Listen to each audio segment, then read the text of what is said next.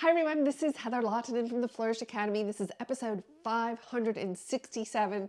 Today I'd like to share a quick tip on getting your first photography clients. Actually, I have two tips, but first, make sure you check out our free upcoming training, the 6 pillars to building a solid foundation for your photography business. I will post the link below. Make sure you register, even if you're not available, so that you can get the link for the replay.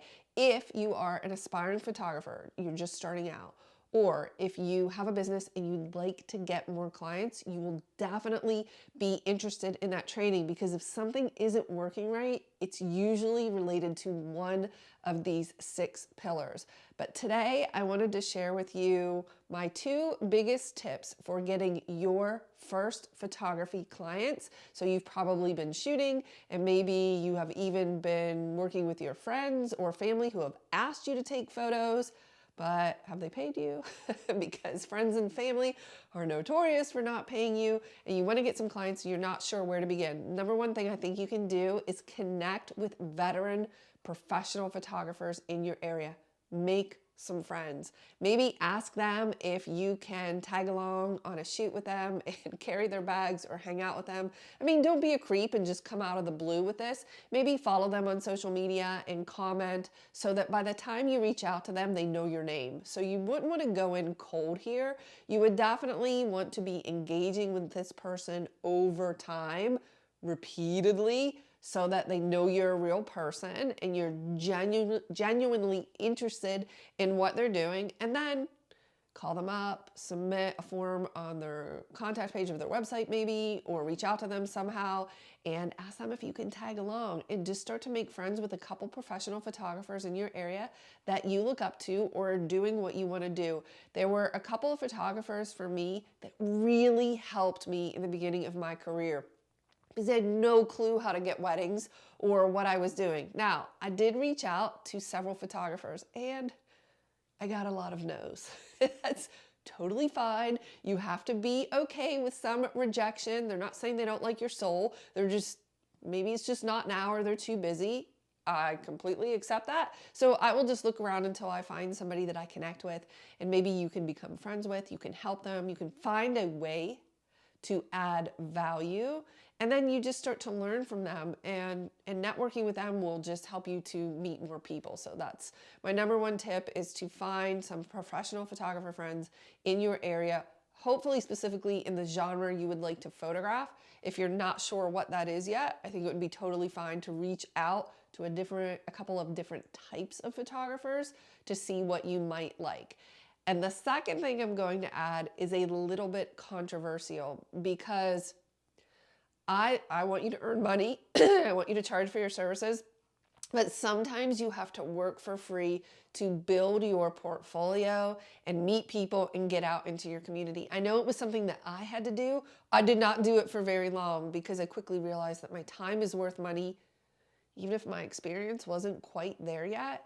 So could you start to, maybe you already are photographing your friends, but then start using those photos to promote your photography business. So you're posting them, you're tagging people, adding on social media, talking about them, etc. Like, hey, I'm really getting into this, so that people know that you exist. The number one rule in marketing is awareness. People need to be aware that you exist and you have a service to offer. If that means photographing a few people for free so that you have material, then I completely support that.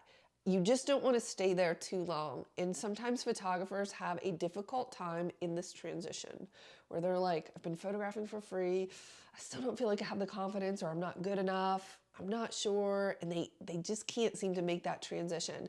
You can't stay free for long. I think I did 1 or 2 weddings for free, not including the second shooting. I did a ton of second shooting for free when I was learning at weddings, but I only did, I want to say, 1 wedding that was like 100% free as I was learning. And then I started to charge. It was very low. It was $500. The first wedding I charged was $500. I did a few at $500, and then I went up to $1,200, and so on. That's how it went. So maybe set a goal for yourself. Like, I'll shoot, 3 or 5 of my friends or their kids, if you're into families, for free. I'll post those and use those so that I can get more clients. And the best marketing is word of mouth marketing. So you need to tell these friends that you photograph for free, like, don't just hope that they're going to tell people about you. That's not a strategy. I would say to them, hey, like, I'm doing this for you for free. I need you to share these photos and talk about my photography and tell your friends so that more people hear about me. So there's a marketing component to that as well, because I'm a big believer that if you photograph 1 or 2 people, that should lead to 5 more, and that 5 more should lead to 10 more, etc. If it is not, there is a disconnect somewhere, and it's probably not your photos. Although in the beginning, we are learning and improving. I didn't get hired, however, repeatedly early on because my photos were great. I would even consider myself a mediocre photographer at that point. I was terrible. It's just people believed in me. I was passionate. I was excited. They were telling their friends about me. And then, one wedding led to 1 more, led to 3 more, led to 30, and then business just exploded. And then marketing wasn't as challenging for me after that. The first few can be challenging. So what do? 2 things. One is you make friends with some professional photographers in your area. Don't be a creep. Just make sure you're adding value or you're working with them somehow. And then secondly, maybe you need to shoot a few things for free just to get started. The only reason I hesitate is because I don't believe in staying there for very long. And I know a lot of photographers will say, don't even ever shoot for free because it devalues your work in the industry. I don't know. I did a few things for free as I was learning. I don't regret that. I recognized, again, right away, number one, the gear is not cheap. You spend a lot of money on that camera and those lenses. So you can't stay free for very long. It's just to get a couple of photos so that you can share them and ask those friends. Make sure you are telling them exactly what you want them to do. I think that there's a reciprocal relationship. Like when you do something for someone for free, they want to help you out. They just don't know how. And so then we're like, oh, I hope my friend shares this and tells their friend. No. They want to help you. They don't know. Tell them how they can help you. Could you guys please post a photo every couple of days for the next few weeks, so it's like over an extended period of time. Could you please post a link to my Facebook page if you have one, or just your personal page? Could you tag me in these photos and talk about your experience? Like, give them maybe even like a checklist of things they want to do it, especially if you're doing the shoot for free. Like, I think they will want to help you. It's like an exchange of value. Help me promote my business. I'll take a few photos for free, but I need you to tell your friends because I need to get paying clients. I hope that you found this useful. Make sure you jump into our 6 Pillars class. I'll post the link below. I'll see you in the next video.